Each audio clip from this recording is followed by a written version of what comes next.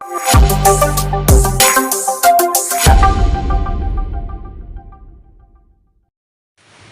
Mass മോട്ടോഴ്സിന്നാണ്. നമ്മുടെ ഹീറോൻ്റെ മാസ്റ്ററോ, പഴയ model മാസ്റ്ററാണ് വണ്ടി. എൻജിൻ വർക്കുമായി ബന്ധപ്പെട്ട് വന്നേർന്നതാണ്. എൻജിൻ വർക്കും അതേപോലെ തന്നെ ഫ്രണ്ട് ഫോർക്ക് അസംബ്ലിയും കംപ്ലയിൻ്റ് ഉണ്ടായിരുന്നു. അപ്പോൾ അത് രണ്ടും ചെയ്യാൻ വേണ്ടി വന്നേർന്നതാണ്. അപ്പോൾ എൻജിൻ വർക്ക് നമുക്ക് ചെയ്തേക്കണത് 1 വർഷത്തെ വാറണ്ടിയിലാണ് നമ്മൾ ചെയ്തേക്കണത്. അതായത് ക്രാങ്ക്, സിലിണ്ടർ തുടങ്ങിയിട്ട് ഭാഗങ്ങൾ മെയിനായിട്ട് നമുക്ക് ഡാമേജുള്ള പാർട്സുകൾ മാറ്റി പുതിയത് സെറ്റ് ചെയ്തിട്ടാണ് നമ്മൾ ചെയ്തേക്കണത്. അപ്പോൾ നമുക്ക് 1 വർഷമാണ് അതിൻ്റെ വാറണ്ടി പീരീഡ്. അത് 1 വർഷം അല്ലെങ്കിൽ 12,000 കിലോമീറ്ററാണ്. അപ്പോൾ നമുക്ക് ഇതിൻ്റെ സ്പീഡോമീറ്റർ ഓൾറെഡി വർക്കിംഗ് അല്ല. അപ്പോൾ അതുകൊണ്ട് തന്നെ നമ്മൾ ആ മാസം കണക്കാക്കി കൃത്യമായിട്ട് ചെയ്യാനായിട്ട് ശ്രദ്ധിക്കണം. ഇനി അതല്ല കൂടുതൽ ഓട്ടം ഉണ്ടെന്നുണ്ടെങ്കിൽ നമ്മൾ എന്ത് ചെയ്യേണ്ടതെന്ന് വെച്ചാൽ അത് ഓട്ടം ഏകദേശം കാൽക്കുലേറ്റ് ചെയ്തിട്ട് നമ്മൾ ആ പറയുന്ന പീരീഡിൽ കണക്കാക്കി കൃത്യമായിട്ട് ചെയ്യാനായിട്ട് ശ്രദ്ധിക്കുക. കറക്റ്റായിട്ട് നമ്മൾ സർവീസ് ചെയ്ത് കൊണ്ടുനടക്കുകയാണെന്നുണ്ടെങ്കിൽ ഇപ്പോൾ എൻജിൻ്റെ ഭാഗം ഫ്രഷ് ആയിട്ടുണ്ട്. അപ്പോൾ പിന്നീട് അങ്ങനെ ഒരു കംപ്ലയിൻ്റ് ഇല്ലാണ്ട് നമുക്ക് നല്ല രീതിയിൽ കുറേ നാൾ ഉപയോഗിക്കാനായിട്ട് പറ്റും. കുറേ നാളെന്ന് പറഞ്ഞു കഴിഞ്ഞാൽ ഡാമേജ് വരാണ്ട് തന്നെ നമുക്ക് കറക്റ്റായിട്ട് ലൈഫ് ഉപയോഗിക്കാനായിട്ട് കിട്ടും. കൃത്യമായിട്ട് ഓയിൽ ചേഞ്ച് വിത്ത് മെയിൻ്റനൻസ് കറക്റ്റായിട്ട് ചെയ്താലാണ് നമുക്കത് ആ ലൈഫിലേക്ക് ഓടിക്കാൻ പറ്റുള്ളൂ.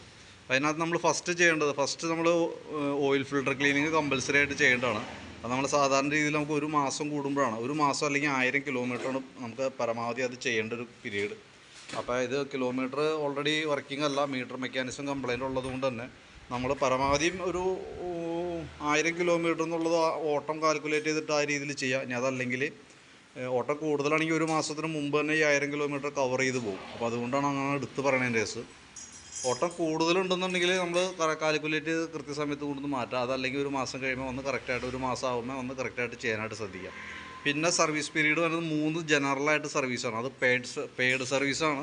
അത് കൃത്യമായിട്ട് നമ്മൾ ചെയ്യാനായിട്ട് ശ്രദ്ധിക്കണം. അത് നമുക്ക് എൻജിൻ്റെ പെർഫോമൻസും അതേപോലെ തന്നെ പമ്പിങ്, അതേപോലെ ടാപ്പറ്റ് ക്ലിയറൻസ്, ഇതെല്ലാം നമ്മൾ അതിൻ്റെ കൂട്ടത്തിൽ കൂടെ ചെക്ക് ചെയ്ത് കൊണ്ടാണ്. അപ്പോൾ അതൊക്കെ കറക്റ്റായിട്ട് ചെയ്യാൻ 3000 കിലോമീറ്റർ കൂടുമ്പോൾ ഓയിൽ ചേഞ്ച്, ആദ്യത്തെ ഒരു ഓയിൽ ചേഞ്ച് മാത്രമാണ് നമുക്ക് 1000 കിലോമീറ്ററിൽ വന്നുള്ളൂ. ബാക്കിയത്തെ ഓരോ 3000 കിലോമീറ്റർ അനുസരിച്ചിട്ടാണ് വന്നത്. അപ്പോൾ അത് കൃത്യമായിട്ട് നമ്മൾ ആ പീരീഡിൽ ചെയ്യാനായിട്ടും ശ്രദ്ധിക്കണം. പിന്നെ അതിൻ്റെ ഡീറ്റെയിൽസ് കൃത്യമായിട്ട് ഞാൻ എൻ്റെ ഡിസ്ക്രിപ്ഷനിൽ കൊടുത്തേക്കാം. ചെയ്യേണ്ട ഡീറ്റെയിൽസുകൾ കൃത്യമായിട്ട് എൻ്റെ ഡിസ്ക്രിപ്ഷനിൽ തന്നെ ഇട്ടേക്കാം. അതും പ്രകാരം ചെയ്യുകയാണെങ്കിൽ നമുക്ക് കൃത്യമായിട്ട് ആ വാറണ്ടി കറക്റ്റായിട്ട് നമുക്കത് കിട്ടും കേട്ടോ.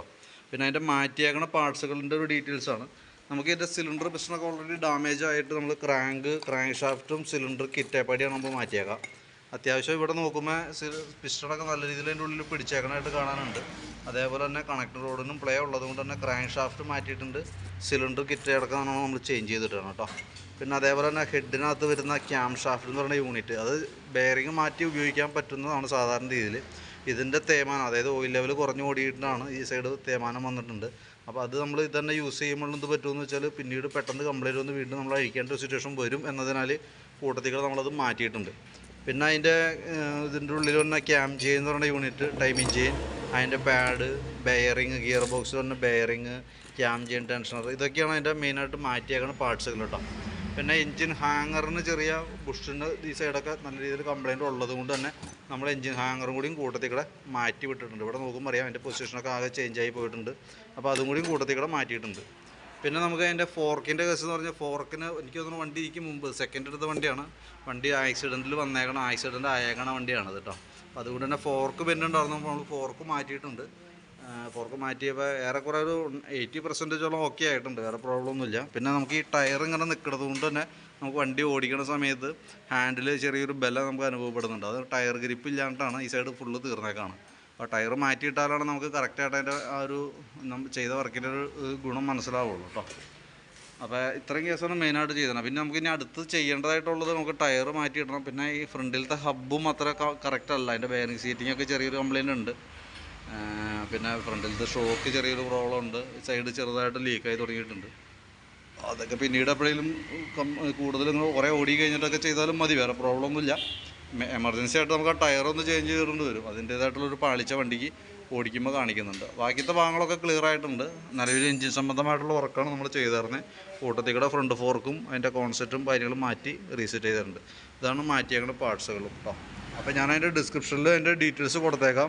നമ്മൾ വാറണ്ടിയിൽ ചെയ്യുന്ന വർക്കിൻ്റെ ചെയ്യേണ്ട രീതിയെ പറ്റിയിട്ട് ഡീറ്റെയിൽസ് കൊടുത്തേക്കാം. അത് കൃത്യമായിട്ട് മെയിൻറ്റെയിൻ ചെയ്യാനായിട്ട് ശ്രദ്ധിക്കുക. കറക്റ്റായിട്ട് ഓയിൽ ചേഞ്ച് വിത്ത് ജനറലായിട്ടുള്ള സർവീസുകൾ കൃത്യമായിട്ട് ചെയ്യാം. ഓക്കെ.